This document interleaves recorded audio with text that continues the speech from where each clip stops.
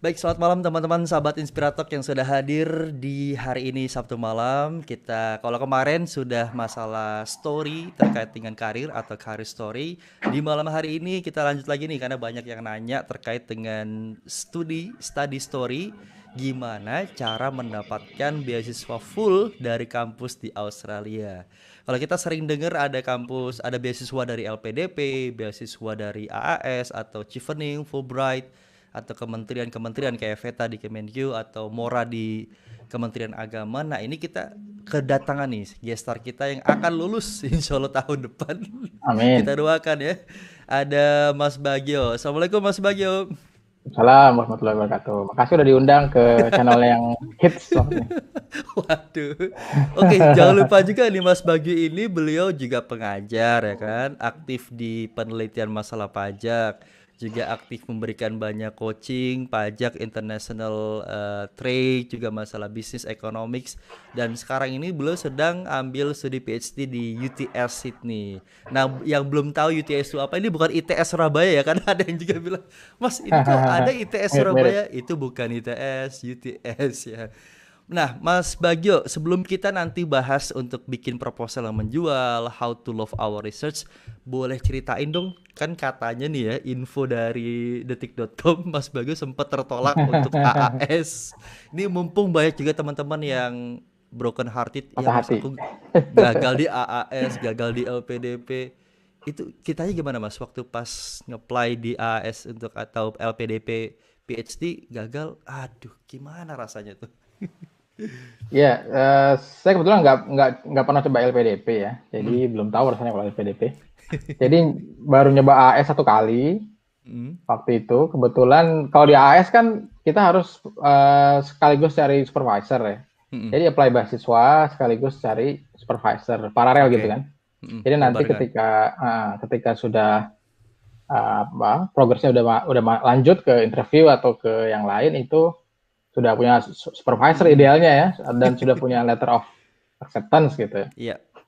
Nah itu saya agak terlambat itu persiapannya. Ya, idealnya kan Mm, satu tahun mungkin ya persiapan sebelum mm. apply beasiswa. Jadi waktu itu agak terlambat dapat konfirmasi dari supervisor yang berminat. Oke. Jadi waktu interview itu belum punya confirmation letter sekaligus apa ya kesanggupan secara formal dari supervisor untuk mau membimbing gitu ya. Jadi Mm. akhirnya nggak dapat.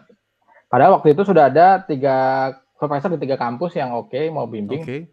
di UTS, di Monash, sama di QT, Queensland ya, Queensland. Waduh, bagus-bagus tuh kotanya, Queensland, Melbourne. Jadi sayangnya belum sampai prosesnya belum belum sampai ke formal aplikasi gitu. Jadi belum punya bukti secara formal bahwa sudah ada yang berminat. Nah Oke. waktu itu cukup kecewa sih, kecewa karena nggak berhasil gitu ya. Kecewa. Iya Tapi loh, waktu itu kan seorang Mas Bagio loh. Ini AS salah nolak nih. Salah nolak tapi nih. kecewanya nggak lama-lama lah itu.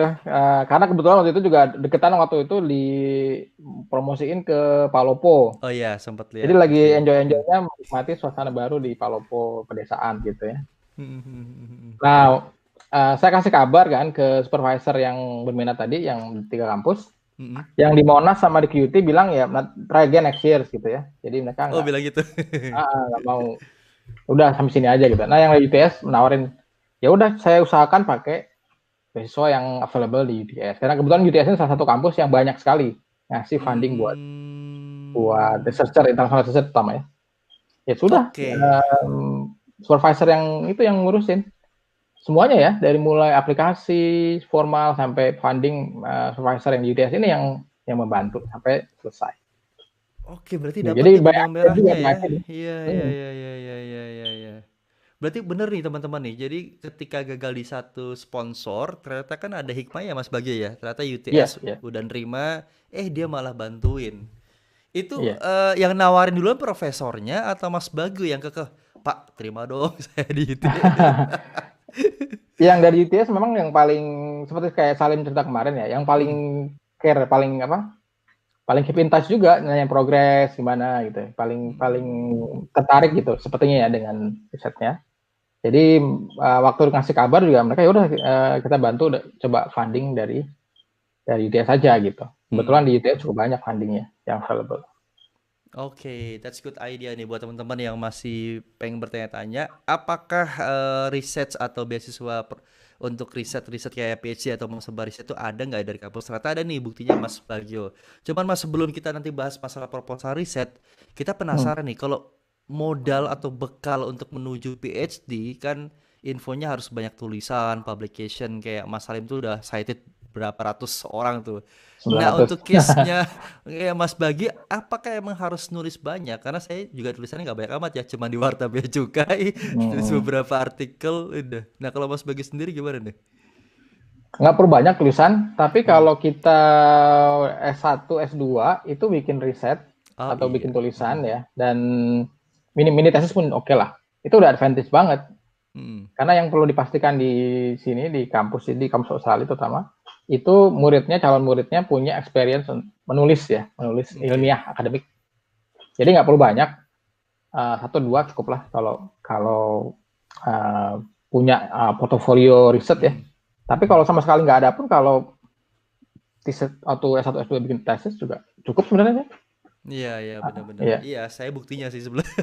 Ah, Cuman memang struggle-nya lumayan Mas, dari mulai belajar strukturnya lagi, terus how to nanti ya kita bahas ada iya, di iya, iya. ininya Mas Bagio. Nah, teman-teman yang baru saja gabung, jangan lupa ini kita boleh tanya jawab sama Mas Bagio yang sedang PhD di UTS Sydney, Australia, dan kita langsung menuju untuk ini nih Mas, yang jadi highlight kita ya. How to enjoy your research journey. Monggo silakan Mas Bagio. Kita akan share slide-nya Mas Bagio ini. Keren banget sih. Ini wajib banget buat teman-teman yang mau dapetin beasiswa dari kampus, misalkan dari UTS ini. Mau nggak Mas Bagio? Oke, ini slide sederhana yang tadi Hmm, bikin buat acara ini. Bisa di full ya, screen nggak? Oke. ya siap. Oke, jadi gimana sih caranya supaya kita tuh enjoy meneliti? Jadi riset ini adalah suatu yang enjoyable, bukan beban gitu ya. Hmm, Bahkan pengalaman yang berharga sekali menurut saya di hidup kita ini, bisa riset dalam jangka waktu panjang, meneliti topik yang kita sukai gitu ya. hmm. Jadi kita sangat passionate dengan topik yang kita bahas. Jadi kesempatan berharga yang harus kita manfaatkan dengan baik. Oke, next. Kita akan next. Alright. Nah ini buat teman-teman ya, kita akan lanjutkan lagi. Yap. Oke, jadi gimana awalnya? Ya, pertama harus dari ide dulu ya. Jadi teman-teman yang mau mulai riset, pertama harus punya big idea dulu. Ide saya apa sih yang mau saya angkat gitu ya. Ide besar dulu, nanti kemudian ide ini coba dijabarkan dalam bentuk research questions. Hmm, Oke, satu atau dua atau tiga boleh ya. Dan dibuat semenarik mungkin. Jadi ya. awalnya dari research question yang menarik ya. Setelah punya research question yang menarik, kalau bisa novel juga ya, belum pernah Hmm, dibahas orang lain, itu kita coba motivate risetnya gitu ya, secara teori dan secara praktik. Secara hmm. teori, topik ini memang, atau situation ini belum banyak dibahas. Kemudian secara praktik juga akan bermanfaat ke depan gitu ya. Praktik bisa juga policy sih. Hmm. Oke, jadi relevan secara akademik dan relevan juga secara praktik dan policy. Oke, kemudian dicoba dibuat atau di setting gimana supaya bisa filling the gap ya, mengisi kekosongan di literatur ya, di body of knowledge gitu ya. Jadi Hmm. kalau istilah di sini, kita harus adding one brick to the body of knowledge gitu ya. Jadi kita coba berkontribusi. Kontribusinya apa sih yang kita mau coba tawarkan dari riset yang kita mau buat gitu ya. Jadi Oke. apa sih novelty-nya, kemudian apa kontribusi yang kita mau bawa gitu ya. Kemudian berikutnya adalah settingnya harus unik ya. Kalau bisa sih, ini nggak susah Hmm. juga carinya. Settingnya unik, dan karena saya kuantitatif risetnya, jadi setting unik ini bisa di drive dari dataset yang unik. Hmm. Oke, jadi kalau kalau riset kuantitatif itu kebanyakan, kalau di bisnis riset kan kebanyakan meneliti perusahaan publik ya, perusahaan Hmm. yang riset di bursa yang available laporan keuangannya. Oke, jadi nggak terlalu banyak yang coba meneliti data-data perusahaan private atau data-data perusahaan yang tidak dipublish secara umum ke masyarakat gitu ya. Hmm. Itu novel banget itu kalau punya dataset yang seperti itu, yang unik, tidak ada di publik ya. Itu Hmm. akan sangat membantu sekali untuk membentuk riset yang setting yang bagus gitu ya. Ya. Oke, kemudian pakai metodologi yang paling oke gitu ya. Ini metodologi ini penting sekali soalnya kalau di riset akademik ini, metodologi ini akan sangat dilihat ya, sangat dilihat, sangat diperhatikan apakah sudah benar metodologinya gitu. Jadi teman-teman harus belajar metodologi riset dengan baik. Oke, termasuk juga berbagai alternatif metode yang bisa dipakai ya. Kalau di kuantitatif itu banyak sekali metodenya ya. Bisa pakai linear regression, different difference, dan lain sebagainya, banyak banget lah. Nanti dia harus pilih metode yang paling tepat dan paling sesuai dengan riset questionnya apa yang mau dibahas gitu ya. Okay. Terakhir adalah contribute to policy and practice. Ini dari findings-nya, dari kesimpulannya, kalau bisa berkontribusi terhadap policy dan praktis. Kalau kita di Indonesia kebanyakan care ke policy, kalau di sini kurang care ke policy sih, lebih banyak ke praktis sih. Ya, jadi kita harus coba setting supaya kontribusi ke policy dan praktis. Dan kalau bisa provokatif juga gitu. Nah, ini sebelum kita lanjut, saya penasaran nih, kan ini research question kan pasti ngaruh dengan topik besar ya, atau ide besar yang kayaknya kita banget, terus juga ini belum banyak didiskusikan tapi impactful. Nah, untuk case-nya Mas Bagio, boleh share dikit nggak kira-kira kenapa sih tertarik dengan ide yang sekarang lagi diteliti, terus ngelihatnya ini nih impact-nya gede nggak sih gitu, atau sekarang belum nih Iswandi, cuma kayak nanti besar nih, atau emang udah dari sekarang gede nih, atau gimana untuk gambaran teman-teman yang mau memulai bikin proposal riset atau master by riset atau PhD? Itu yang sering muncul pertanyaan tuh. Sebenarnya kita punya advantage ya, kalau kita sudah punya pengalaman kerja di praktek, di government atau di private sector, kita punya advantage, kita tahu the real world gitu ya. Jadi kalau researcher di sini kebanyakan kan nggak pernah atau nggak lama lah punya pengalaman di lapangan. Jadi kita sebenarnya kalau pernah kerja atau sedang bekerja sekarang ini punya advantage banget untuk bisa bikin suatu riset yang applicable, yang relevan untuk praktik atau policy ya. Jadi kalau kasus saya waktu berangkat sudah banyak pertanyaan di kepala ya, terutama yang sehari-hari yang saya hadapin aja nih, gimana di kantor pajak nih ya, gimana sih kok meningkatkan tax compliance, mendeteksi tax avoidance, itu udah banyak pertanyaan di kepala, tinggal dikemas atau dibuat lebih terstruktur ya secara akademik.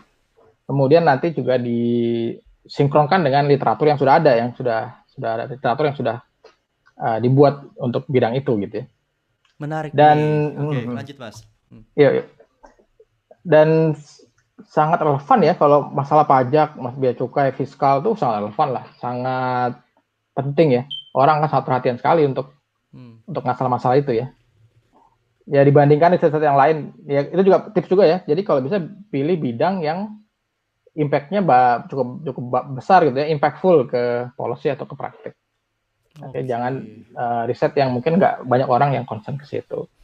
Nah, pertanyaan Mas Bagio, apakah di tahun pertama atau H-1 kita riset, isu itu udah terlihat besar, atau bisa memprediksikan ini bakal isu besar nih, kayak misalkan ya tahun 2000-an awal tuh e-commerce kan belum banyak dibicarakan ya, jadi teman-teman Kemenq atau pajak atau ada sih, masa udah mulai nyentuh, cuman nggak jadi prioritas. Akhirnya 2017 18 udah mulai jadi kayak inisiatif strategis lah, hampir semua kementerian bahkan.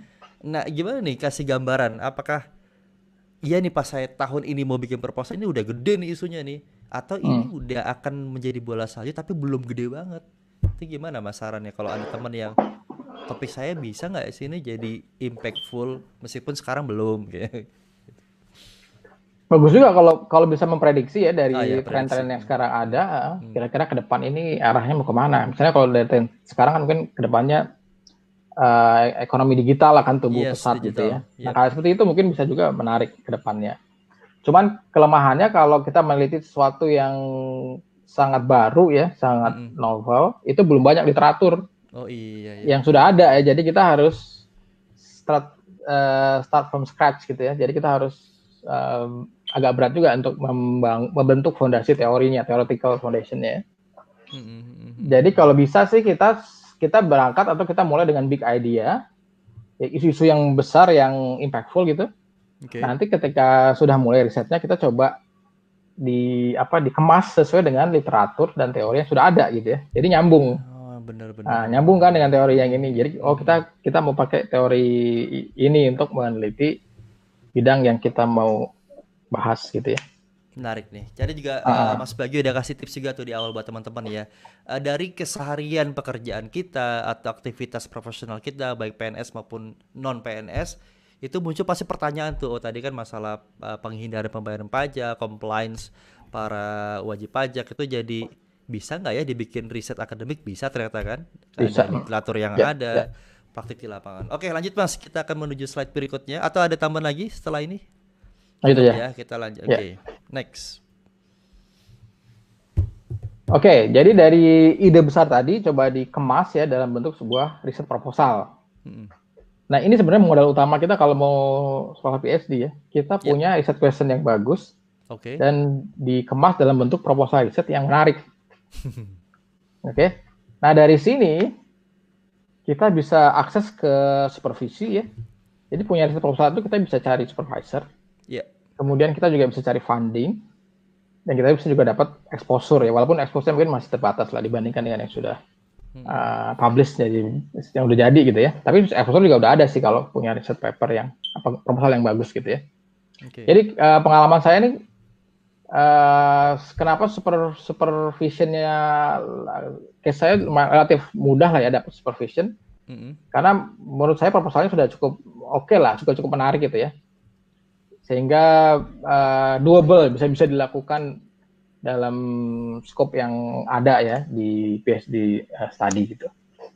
Oke, jadi dari supervision akan sangat dipermudah kalau kita sudah punya modal proposal yang bagus.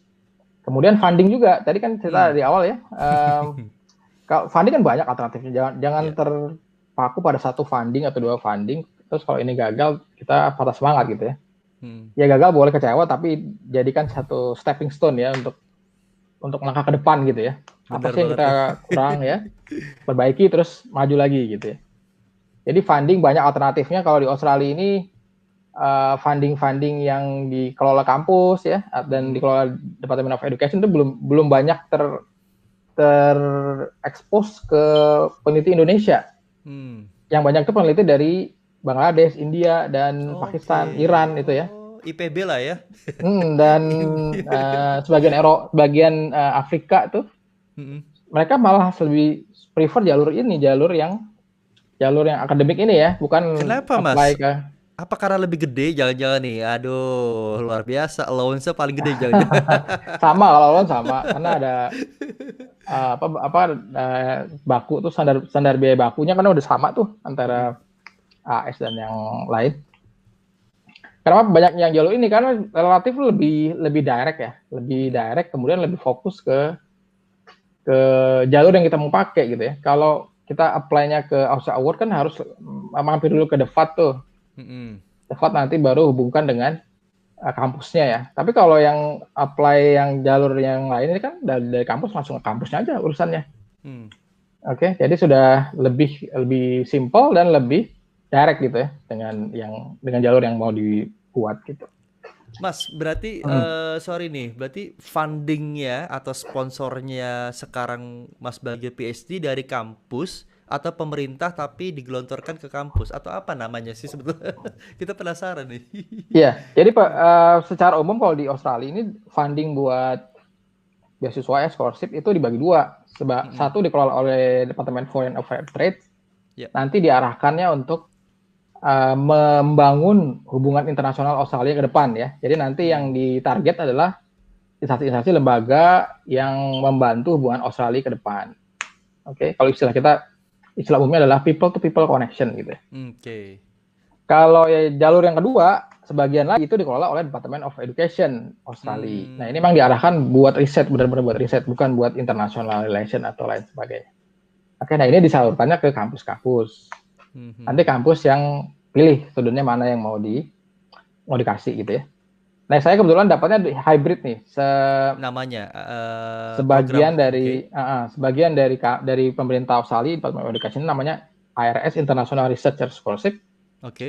Kemudian sebagian lagi dari UTS, namanya UTS Business Doctoral Scholarship. Oh, berarti dua sponsor ya atau dua program ya?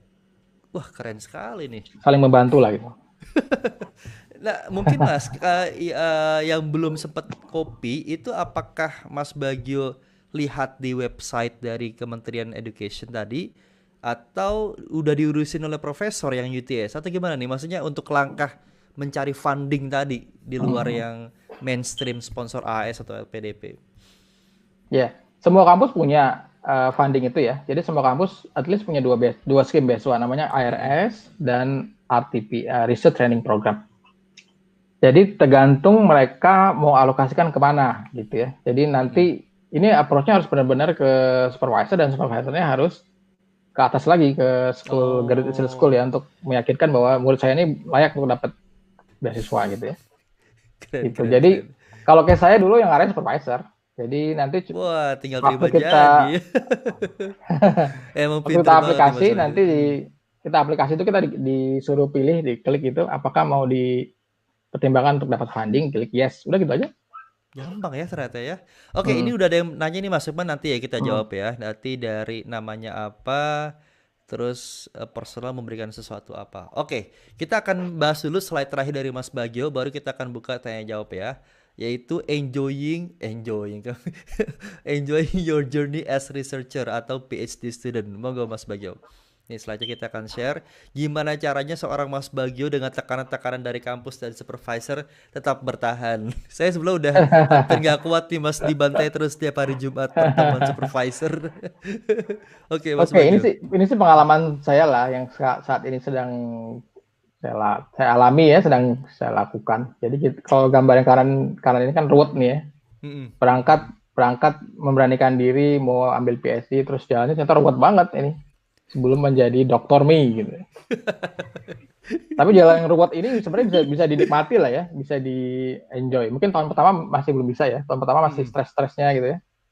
Tahun kedua lah ya mulai nikmati. Ketika sudah mulai jelas, udah mulai jelas nih arah saya ke sini, baru mulai kerasa apa ya, cahaya udah mulai kelihatan gitu, cahaya Indiana of the Tunnel. Oke, yang pertama love your topics. Jadi topiknya pilih yang benar-benar kita sukai ya, yang kita passionate banget di situ ya. Yes. Jadi kita tuh nggak perlu effort banyak untuk misalnya untuk baca paper tentang itu atau untuk update isu tentang itu ya. Emang kita udah sangat passionate tentang bidang itu gitu ya. Jadi saran saya jangan ambil topik PhD yang kita nggak suka, nanti iya juga ya. Sendiri. Ya. Oke, kemudian setelah mulai jelas arah risetnya kemana, coba diukur kontribusi kita apa. Oke, kontribusinya nggak usah banyak-banyak ya. Kontribusinya step by step aja, satu-satu gitu ya. Kecil-kecil tapi nanti banyak gitu ya. Kalau dirunut gitu. Jadi coba di measure, kontribusi saya apa sih dalam riset ini gitu ya, atau dalam penelitian ini. Kemudian master the toolsnya yang kita mau pakai, tools apa penelitiannya, mau kualitatif, kuantitatif, mixed method, atau lain sebagainya. Ini harus kita benar-benar kuasai ini kan, karena tools ini adalah bahasa kita. Yeah. Kalau kita ngomong dengan peneliti yang lain, kita pakai bahasa ini nih. Jadi bahasanya harus sama. Kita harus di bahasa yang sama dengan para peneliti gitu ya. Jadi nanti nyambung kalau ngomongin penelitian kita ya. Jadi tools ini penting untuk dikuasai dengan baik. Kemudian support system. Nah, ini dia. Ini penting banget biar nggak stres ya. Harus ada support system. Support system bisa keluarga, bisa teman, supervisor gitu ya. Supervisor mungkin agak susah jadi support system sih. Bisa komunitas gitu ya, atau yang lain sebagainya. Jadi usahakan kita punya support system supaya kita bisa tetap progressing. Setelah ada produknya, ada outputnya, kita pilih outlet yang paling oke, paling menarik. Ini mungkin kelemahan peneliti Indonesia ya. Kurang pinter milih outlet ya. Maksudnya jadi, outlet itu apa Mas Bagio? Outlet itu misalnya jurnal atau conference ya, atau yang lain sebagainya, bisa bentuk apapun ya. Jadi kalau kita agak sedih juga kalau lihat jurnal-jurnal bagus peneliti Indonesia jarang sekali ada di situ papernya ya. Jadi lebih fokusnya ke jurnal-jurnal yang ada di Indonesia aja, jurnal lokal gitu ya. Harusnya kita bisa pilih outlet yang lebih oke lah untuk memberikan exposure lebih ke kita gitu. Nah, ini terakhir yang penting banget nih, kita coba harus bisa melihat the light in the end of the tunnel gitu. Jadi jangan kelihatan jadi gelap terus gitu ya. Tapi di ujung sana tuh ada cahaya gitu. ada cahaya yang akan membimbing kita. Kita mau ke arah cahaya situ yang jadi tujuan kita gitu ya. Jadi kalau kita nggak bisa lihat cahaya ini agak-agak susah nanti. Gelap terus hidupnya. Oke, jadi ini aja. Mudah-mudahan sih enjoy. Saya juga lagi berusaha untuk tetap enjoy sih. Ini Mas, Supaya kita tuh pengen nanya, maksudnya master the tool itu kan memang ada preference kuantitatif sama kualitatif lah ya. Nah, untuk case-nya kuanti aja lah, karena Mas sebagai kuantitatif itu emang udah harus punya skill awal atau nanti akan dibedah lagi oleh kampus, kamu tuh harus ambil course ini loh untuk metode ini, atau Yep. supervisor ngasih saran misalkan pakai toolsnya apa, terus pakai regresik ya atau macam-macam atau bahkan medianya pakai Arca atau pakai Stata misalkan itu apa kita diarahin gitu juga atau gimana? Apa udah harus jago dulu sebelum Kalau udah PhD? punya basic itu benefit ya, advantage tuh. Kalau kita berangkat sudah punya basic, misalnya kita berangkat sudah biasa pakai Stata gitu ya, udah itu benefit banget tuh. Tapi kalau nggak pun sama sekali kita nggak pernah coba, nanti akan diarahkan oleh supervisor. Berarti nanti ngambil course ini, belajar ini. Cuman kalau gitu modelnya kita harus cepat banget belajarnya ya, harus catch up dengan cepat. Karena kalau kita udah mulai riset, mulai ngolah data, kita sudah bicara bahasa yang sama dengan supervisor. Idealnya begitu ya. Jadi kalau kita lihat misalnya lihat table regresi dari Stata, kita udah bisa ngertiin dengan level yang sama dengan supervisor. Jadi nyambung ngomongnya gitu ya. Maksudnya koefisien ini apa gitu ya? Kenapa harus signifikan? Kenapa nggak signifikan? Itu kita harus nyambung ke situ. Jadi kalau nggak punya basic, harus catch up-nya harus cepat. Oke, dan terus toolsnya apa? Kalau bisa pakai tools yang juga dipakai di terutama supervisor ya, supaya toolsnya sama. Atau di schoolnya, kebanyakan pakai tools apa? Software apa? Itu yang kalau bisa dipakai supaya sama lah nanti bahasanya. Siap, banyak banget infonya nih. Oke, kita langsung ada Triwening McCarthy. Nama scholarship-nya apa Mas? Full funded atau partial? Atau juga mungkin dia mau nanya nih Mas, ini full tuition fee, living cost atau cuman full tuition-nya aja kali? Monggo. Oke, kalau yang selain jalur yang dikelola oleh DEFAT ya, DEFAT itu kan punya AS, ALA, dan lain sebagainya. Kalau jalur yang dikelola Ministry of Education itu minimal yang satu ada dua. Yang satu namanya ARS, International Researcher Scholarship. Yang kedua namanya RTP, Research Training Program. Oke.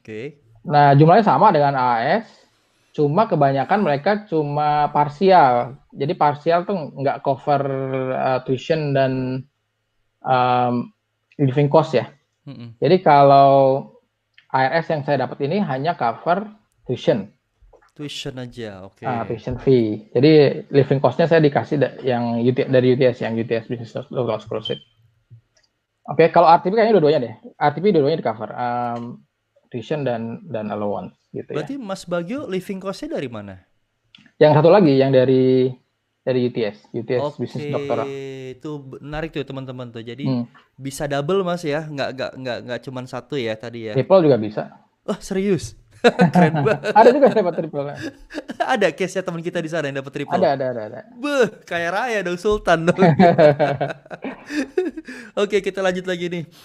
Dari Mega from Indonesia, Endang Megawati. Kalau untuk personal harus memberikan sesuatu apa nih? Oke, mungkin gini Mas, pertanyaan kalau saya boleh tafsirkan. Apakah ada kontribusi kali ya timbal balik ke Australia mungkin, Mega? Boleh diperjelas Mega, tapi yang saya tangkap sih itu.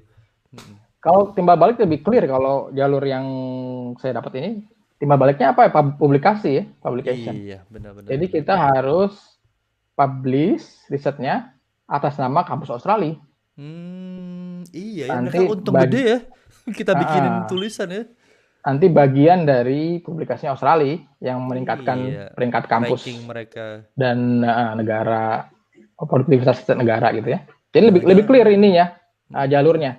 Dibandingkan jalur Australia Award mungkin nggak terlalu clear. Pokoknya nanti iya benar. pulang jadi agen Australia lah dalam tanda kutip gitu ya. Untuk membantu hubungan internasional gitu kan. Bener tuh kata Mega. Iya berarti kontribusi ke tadi ya. Oke, kita lanjut lagi nih, kayaknya fansnya Mas Bagio nih, Reza Afrian. yang juga pernah gabung di grup Iya. Akapela Stan di hits di zamannya. Halo Oh Mas ya. Wani, Mas Bagio, sukses selalu, amin. Nah, ini masalah outlet tadi Mas, mungkin ada nggak penekanan? Apa sih yang Mas Bagio sarankan? Apakah harus jurnal Q1, Q2, atau jurnal bergengsi? Atau boleh nggak jurnal predator? Untuk mengawali dulu, atau gimana Mas? Iya, mungkin outlet ini kurang diperhatikan di Indonesia selama ini ya, yang saya tahu. Jadi kita kurang kurang care lah dengan kualitas outlet yang kita mau pilih gitu ya. Tapi kalau kalau di sini budaya di Australia dan di negara-negara maju itu sangat care sekali dengan outlet apa yang kita mau pakai ya. Jadi mereka tuh kalau di business school tuh ada namanya IBDC, Australia Business Dean Council List Journal. Oke. Jadi kita hanya boleh publish di jurnal yang ada di list itu. Kalau di luar itu nggak masuk hitungan, gitu, nggak dapat kredit. Oke, jadi ini mungkin untuk salah satu kelemahan juga kenapa kampus Indonesia agak susah peringkatnya naik karena kurang pinter pilih outlet yang mau dipakai untuk publish gitu ya. Jadi kita harus lebih selektif dan lebih ambisius untuk mengambil jurnal-jurnal yang top ya. Karena ini nanti multiplier-nya sangat besar ke mana-mana, ke personalnya juga ke institusinya gitu ya, untuk meningkatkan rankingnya gitu ya. Nah sekarang di Indonesia udah mulai dibikin ranking kan, jurnal ada Sinta, ada lain sebagainya. Itu langkah yang bagus ya Indonesia ya. Langkah yang bagus supaya nanti kita lebih terstruktur lah untuk kualitas publikasinya gitu ke depan. Oke, keren banget nih Gitu. pesan-pesan juga sharing motivasi dari Mas Bagio. Nggak kerasa kan Mas, 30 menit cepet banget ya. Dan ini juga, saya belajar baik sih Mas Bagio dari mulai tadi sleep with your topic, love your topic itu keren banget dan semoga teman-teman yang lagi menuju untuk meneliti apakah level master by research atau PhD bisa ada banyak gambaran. Nah, kalau mau kontak Mas Bagio boleh disampaikan Mas mungkin Instagramnya atau YouTube-nya bisa belajar bareng-bareng nanti di sana supaya juga teman-teman bisa belajar. Monggo silakan Mas Bagio. YouTube saya nama sebagai Effendi ya, Instagram, YouTube, Facebook. Silakan di connect nanti kita sharing-sharing. Ya itu belajar pajak kalau nggak salah karena mungkin banyak juga orang-orang yang nggak ngerti full masalah pajak atau nanti masalah penelitian. It's gonna be important dan kalau kita tuh bikin konten tuh lebih ke kebahagiaan nih Mas, maksudnya ternyata banyak yang terinspirasi, banyak yang terbantu. Bukan karena iklan ya. Bukan, iklan tuh kalau dibandingin kita dapat dari sponsor itu nggak ada apa-apanya Mas. Kita lagi bikin gitu ya? audisi Inspirasi Muda Indonesia itu alhamdulillah banyak yang masuk dan itu lebih lah dari kepuasan yang lain. Oke Mas Bagio, semoga lancar dan tetap menginspirasi, ditunggu kontribusinya di Indonesia menjadi bagian generasi muda yang lebih taat pajak nanti. Siap. Thank you Mas Bagio. Selamat malam buat teman-teman Inspiratalk. See you. Malam. Kita besok ketemu lagi untuk anak muda Biaya Cukai. Assalamualaikum. Salam warahmatullahi wabarakatuh.